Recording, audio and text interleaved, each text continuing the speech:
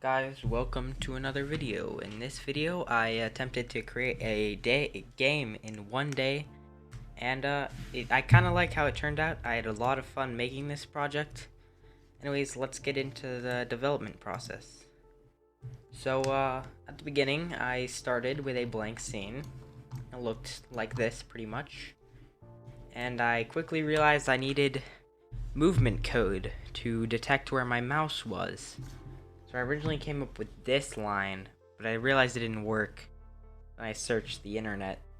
Found these few lines of code, and they actually worked pretty well.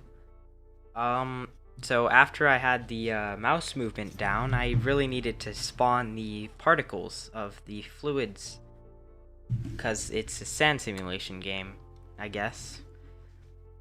So I started working on instantating the object, basically creating a clone of the object at the position of the mouse, or the position of the object that follows the mouse, which for a while that actually worked, and it still does work, but I actually was using the wrong clicking method, and this was really frustrating until I found it.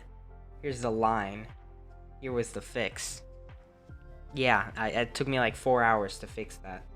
I was so confused and pissed off. After I got that working, I decided to add more than just water. So I decided to add some acid, which basically, in theory, destroys the water because it's acid. I don't actually know much about chemistry. Like, cringe, am I right?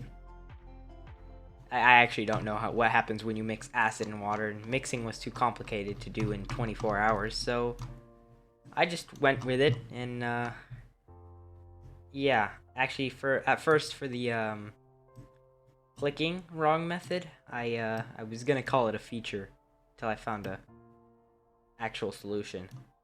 That would have been a feature if I didn't find that post on I believe the Unity forums. It was. I had some basic walls before, and then I found some really cool walls that follow the camera. Basically meaning, no matter what your screen is stretched to, the collider will follow it. So it doesn't basically make the balls or particles go outside of the camera and just fall into nothing.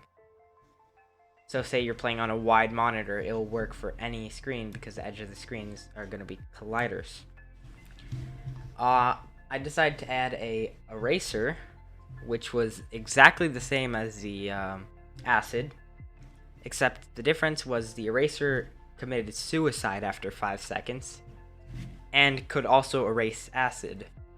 Here's the code for the eraser and for the acid. They're pretty similar. Then I decided to add a sand, which was the same as the water, but it had more. It was more mass. And yeah, the game looked pretty bad because I was using default colors, and I kept trying to add post-processing, and it wasn't working. So I called it a feature to not have post-processing, and instead I put a point light. That basically just pushes light onto it, and it still looks pretty good with just the point light. It's not the same as post-processing, but I mean it works, so like whatever. Call that a feature. And then that was pretty much most of the game, but wait. A game isn't just a game. You need a picture, a thumbnail, and a sick trailer. So after like 5 minutes, I made this cool picture thumbnail for the game, and I made this shitty trailer.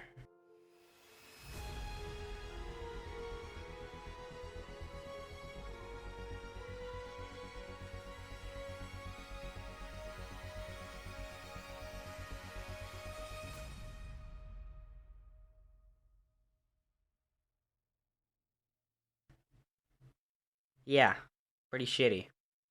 I posted it to itch.io, and you can actually download it yourself. I'll leave the download link in the description if you're interested in trying this shitty game of mine.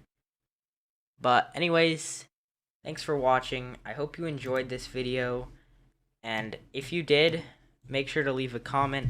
I might do more videos like this in the future. I might not. Thanks for watching. See you in the next one.